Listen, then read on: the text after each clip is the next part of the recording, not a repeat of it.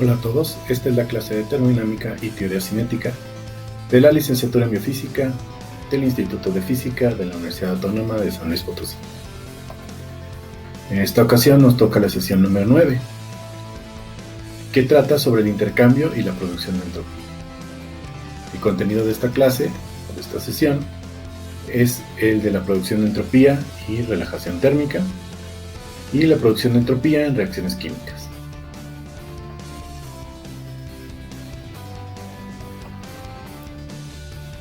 ¿Cuál es el objetivo de nuestra clase? Bueno, en esta sección se analizarán un par de ejemplos importantes de los diferentes mecanismos relacionados con el cambio total de la entropía.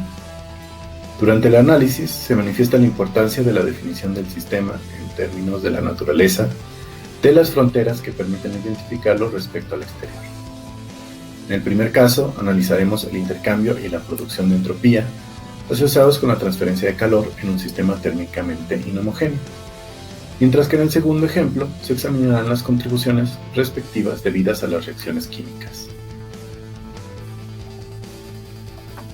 ¿Cuál es el mensaje principal que quiero que lleven a casa? Bueno, que en un proceso irreversible, la producción de entropía siempre es mayor que cero y se anula al alcanzar el estado de equilibrio.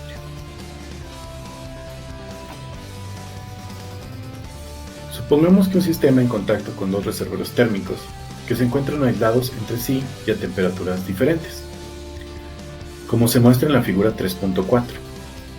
Al sistema completo lo dividiremos artificialmente en dos porciones, 1 y 2, que supondremos separadas por una frontera imaginaria que permite el intercambio de calor entre ambos, la línea discontinua que se ve en la figura.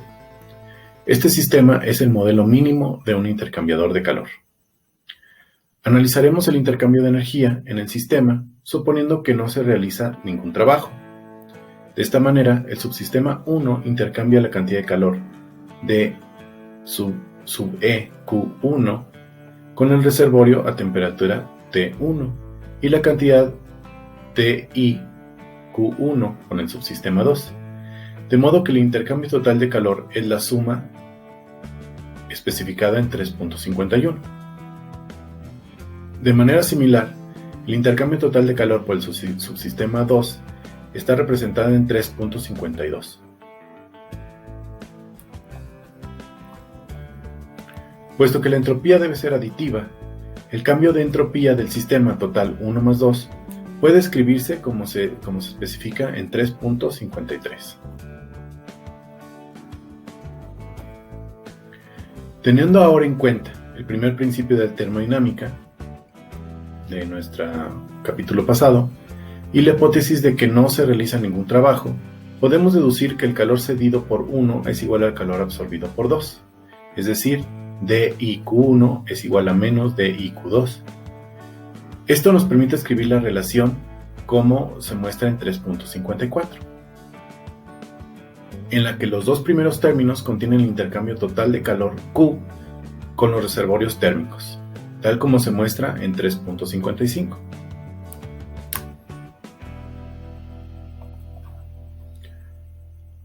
Los dos últimos términos de la ecuación son interesantes, ya que establecen que la contribución interna del cambio de la entropía es proporcional a la diferencia de los inversos de las temperaturas existentes entre las distintas partes del sistema, como se muestra en 3.56.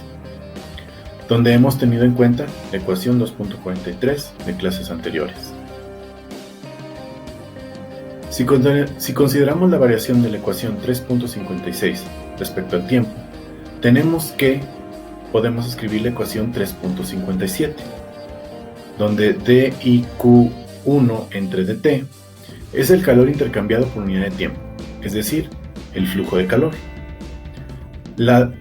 A la diferencia T1 inversa menos T2 inversa se le considera como la fuerza termodinámica que induce el flujo de calor. Nótese que, si inicialmente se coloca el sistema en contacto con ambos reservorios y luego se aísla, es decir, se hace que dES sea igual a 0, entonces el cambio total de entropía quedará dado exclusivamente por la ecuación 3.56, de tal forma que ahora las temperaturas T1 y T2 son ambas funciones del tiempo. Para que se cumpla la condición que la derivada de la entropía con respecto al tiempo sea mayor que 0, dado que T1 es mayor que T2, se debe cumplir que el cambio en el calor 1 con respecto a al tiempo sea menor que 0. Es decir, el flujo de calor debe ir del subsistema 1 al 2. Otra condición que debe cumplirse es que, cuando el sistema llega al equilibrio térmico, no debe existir ningún flujo de calor que los atraviese, de modo que las temperaturas de ambos sistemas deben igualarse, es decir, T1 final debe ser igual a T2 final. Esta condición de equilibrio impone que la producción de entropía sea nula, porque tanto los flujos de las cantidades extensivas como las fuerzas termodinámicas se anulan. A su vez, esto sugiere que el flujo de calor puede escribirse, por ejemplo, como una expansión en series de las potencias de la fuerza T1 inversa menos T2 inversa, de la forma en que se presenta en 3.58, donde los índices alfa deben tener los signos apropiados de modo que la ecuación 3.57 se satisface. Siempre que ocurra que T1 igual a T2, se cumplirá que la derivada de Q1 con respecto del tiempo es igual a 0. La aproximación más sencilla al problema, desde el punto de vista teórico, es suponer que la suma anterior puede cortarse en el primer término, como se presenta en 3.59. La relación anterior, 3.59, se conoce como la relación lineal de Orsager y desempeña un papel central en la teoría de procesos irreversibles, que se estudiará en el capítulo siguiente. Por supuesto, sustituyendo 3.59 en 3.56, la desigualdad se cumple, siempre y cuando el coeficiente de Onsager, L, se satisfaga la igualdad que L es mayor que 0.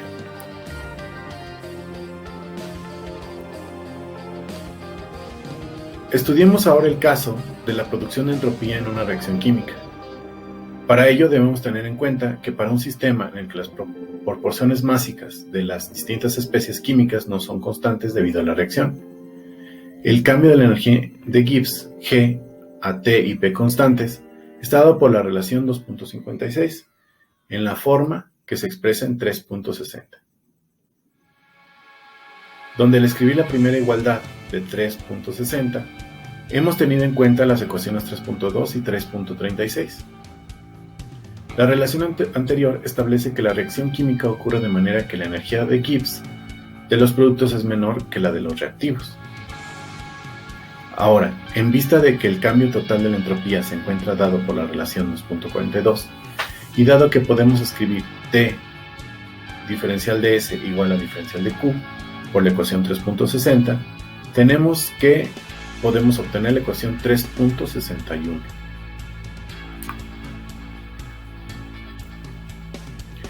Introduciendo ahora la afinidad química A en su forma completamente general, véanse la ecuación 3.41 de nuestra clase anterior, obtenemos la ecuación 3.62.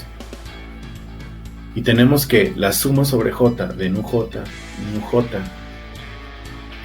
diferencial de Z es igual a por diferencial de Z. Y por lo tanto podemos escribir en forma más sencilla la ecuación 3.63. donde se sigue que la producción de entropía está dada por la ecuación 3.64.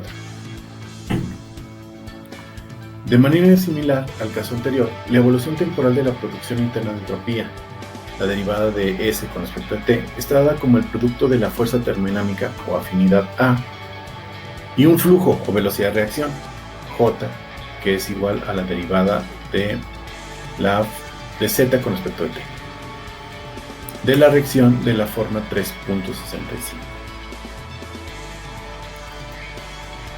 Si en el sistema tienen lugar R distintas reacciones químicas, cada una contribuirá de manera independiente a la producción de entropía, de manera que la relación general es de la forma 3.66, donde ρ indica el número de la reacción. Como en el caso del apartado anterior, para que la condición de positividad de la producción de entropía se cumpla, puede postularse la ley lineal que J subíndice ρ es igual a K ρ por A ρ, donde K ρ es un factor relacionado con la constante de velocidad de la reacción.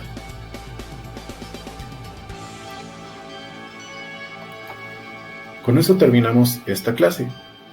Pero antes de finalizarla, vamos a hacer un resumen para que se queden los mensajes más claros. En un sistema que intercambia calor, podemos ver que las contribuciones internas al cambio de entropía es proporcional a las diferencias de los inversos de las temperaturas. La relación lineal de Onsager desempeña un papel central en la teoría de procesos irreversibles. Y una reacción química ocurre de manera que la energía de Gibbs de los productos es menor que la de los reactivos. Con eso terminamos esta clase. Vayan revisando los problemas, que ya se acerca el tiempo de la entrega. Si tienen alguna duda, no duden en escribirme en un correo electrónico y nos vemos a la próxima. Gracias.